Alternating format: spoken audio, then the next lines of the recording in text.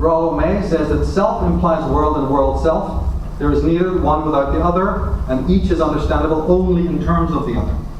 The intimate connections between psychic and physical reality. Alan Watts says the prevalent sensation of oneself as a separate ego, enclosed in a bag of skin, is a hallucination which accords neither with Western science nor with the experimental philosophy religions of the East. This hallucination underlies the misuse of technology for the violent subjugation of man's natural environment and consequently its eventual destruction. They pulled you so far out into the Umfeld that you imagine that this bag of skin with the ego is the real self. The aesthetic steps on the way, the aesthetic journey will teach you the opposite of that. But when it comes to the body itself, right, psyche and body, the greatest exponent on that fact is Wilhelm Reich, who died in jail. He arrested and said, "You're done, pal." And to a certain degree, his protege, Alexander Lauen. And what they had to say is so misrepresented, almost makes you want to cry. And we'll just do a few minutes of justice to it. Is that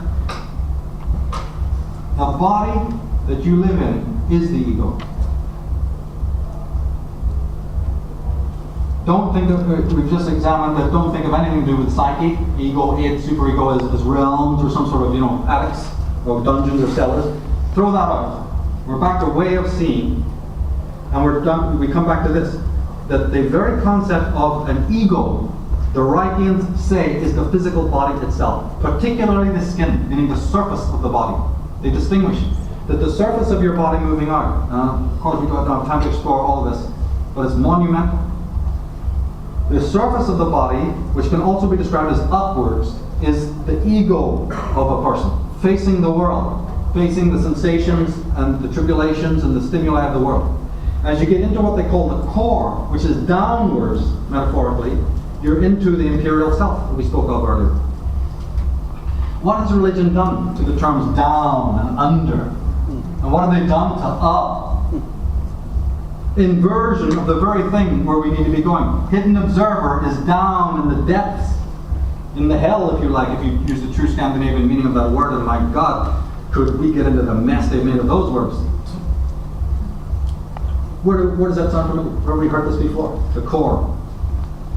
I don't want to do too many comparisons. I'm loath to do that because I'm very suspicious of the way Eastern teachings have become. But let's bracket that for a minute. And we've heard it before in the chakras and the Kundalini, the serpent energy, the Mesla, the Fohat, whatever you want to call it, the Shushumna, right? That central core could be a metaphor of what they're talking about. It's just the old Aryan teachings, nothing new under the sun. It's cellular intelligence. It's the movement of the skin. It's the lymphatics. My God. The skill, the iris, the menstrual system, the generative system, walking, the heartbeat, the sweating in the skin. The miracle of this is beyond belief, let alone the neurochemical and the sperm and the conception and all of it. How can we not be awed? Going back to nature includes this, the awe of this, the awe of a hand playing a piano. You think the head is the only thing doing the thinking? Actually, look at the thing called concentration. When you say, well, he's concentrating, the brain is not just concentrating, by the way, the whole body is in what we call concentration, but we just leave the body out. When you're in fear, doesn't your skin crawl? Don't your hands shake? Your breath becomes shorter? When you're embarrassed, doesn't your face redden? When you're angry, your legs tremble? When you're sorrowful, tears come to your eyes? When your whole gait and posture changes? When there's sexual arousal, well, that's it. The brain's completely gone. Body totally taken over there, total dominion, which it likes, which is why we're turned on all the time. It's not that shit like pheromones and all that. It's the body thinking, good. This is the one place you get to shut up and I get to go. It's a home in the cage. Right? That's why sex is so powerful. Because it's the 1 minute that just goes, what happened? And the body is in its where it should be, which Nietzsche says. Come on, aesthetic life, ecstasy, tantra. What is this other shit that they're giving you, these Christian dogs? When you're in danger, right? The hair on the back of your neck. When you're in anticipation, the eyes widen. When you're in awe, your eyes widen. Your jaw drops.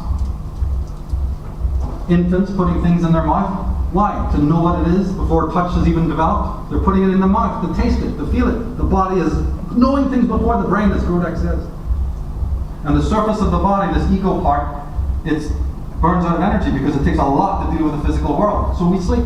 We have sleep because we need to recharge only the surface of the body. The inner things, oh fuck, you can't sleep now. Okay, I guess we'll just put on dreams then. Channel 4 dreams while the idiot sleep. Tired. Yeah, you're extra. In fact, you'll even notice it. They've even done, I mean, the skin changes, you get flaccid, you have to sleep and lie down, I'm sick, tired, and burned out. The inner core is going, Jesus Christ, half the life in sleep. It's still going. It's still going. The imagination never turns off. It's eternal.